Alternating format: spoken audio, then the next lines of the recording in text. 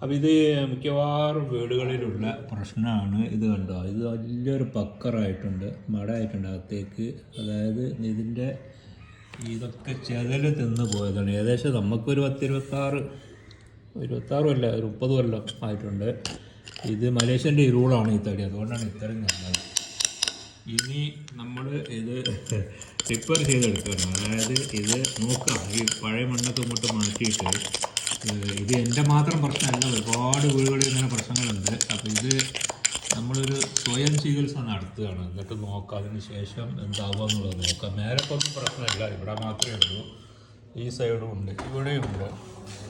ഇവിടെയൊക്കെ നമ്മൾ നേരത്തെ സിമെൻ്റ് ഇട്ട് അടിച്ചതാണ്. അപ്പോൾ അതും കൂടി നോക്കിയിട്ട് നമുക്ക് സിമെൻ്റ്, അതായത് ശുദ്ധ സിമെൻ്റ് മാത്രം നമുക്ക് തേച്ച് ഒട്ടിച്ചിട്ട് നോക്കാം. അതിന് ശേഷം എങ്ങനെ ഉണ്ട് നമുക്ക് നോക്കാം. അല്ലെങ്കിൽ പിന്നെ നമ്മൾ മൊത്തം ആശേരി വിളിപ്പിച്ചിട്ട് ഇത് മൊത്തം കട്ട് ചെയ്തിട്ട് വേറെ പീസ് വെച്ച് കൊടുക്കുക, അങ്ങനെ എന്തെങ്കിലുമൊക്കെ ചെയ്യാം നമുക്ക്. അപ്പോൾ നമുക്ക് ഏതായാലും നോക്കാം. നോക്കിയിട്ട് നമ്മൾ റിപ്പയർ കഴിഞ്ഞ ദിവസം നമുക്ക് നോക്കാം.